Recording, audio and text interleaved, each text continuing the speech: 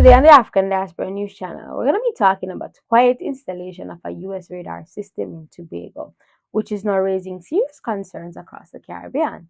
Their Prime Minister Kamla Persad-Bissessar says it's all about security, while critics are warning that it is part of a much larger geopolitical reason.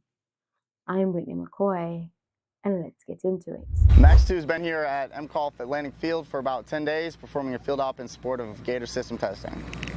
So we're out today with a team of engineers testing the capabilities tracking different aircraft with the TPS-80 Gator.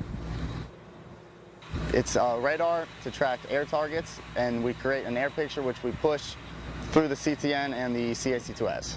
So the main differences between the Gator and the AN/TPS-63 is that the Gator is a 3D search radar, and it has something called active electronically steered array, which basically improves its tracking and detection performance. So we've been talking about Trinidad and Tobago's Prime Minister Kamla Persad-Bissessar and all the backlash that she has been facing after the public learned that U.S. personnel have been installing a radar system at the A.N.R. Robinson International Airport in Tobago. At first, she downplayed it, saying that Americans were helping with something at the airport, even suggesting it had to do with a roadway.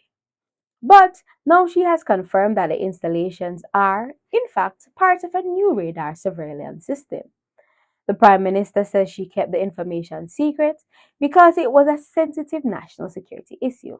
She argues that announcing the installation earlier would have tipped off narco traffickers and human traffickers.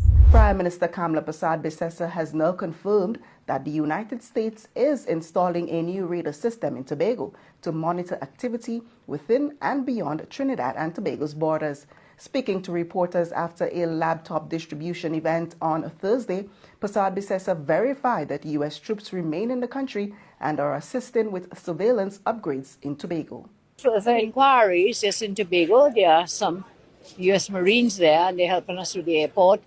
The plan there is the runway and a road and a radar. So they're going to help us to improve our surveillance and the intelligence of the radar for the narco traffickers in our waters and outside our waters.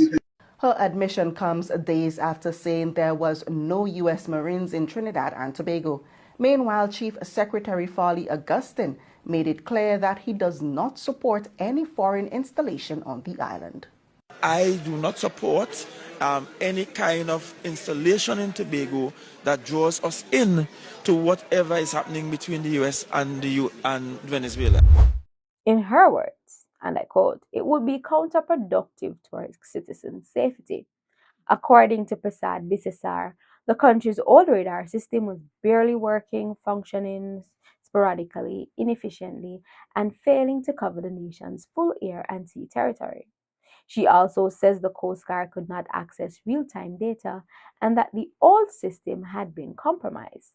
So, the government asked the U.S. Embassy for a temporary radar replacement while they worked on a permanent solution. But here's where things get complicated. The Tobago House of Assembly, the THA, says that it was not fully informed.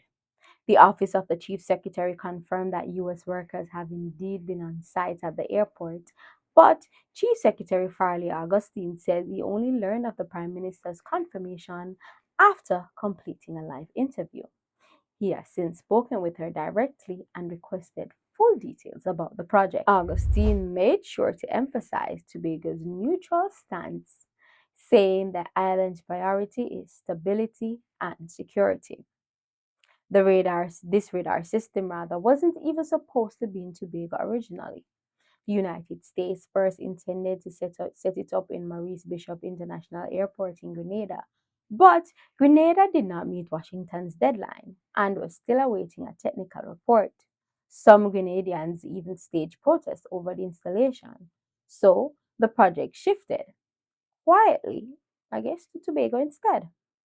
Prime Minister Persad-Bissessar has long supported U.S. operations against the so-called narco trade in the Caribbean. She has even said publicly that drug traffickers should be killed violently. But political observers say something deeper is happening here. Critics argue the U.S.'s war on drugs has become a pretext to expand military presence near Venezuela, President Nicolas Maduro has already accused Trinidad and Tobago of allowing its territory to be used for regime change operations.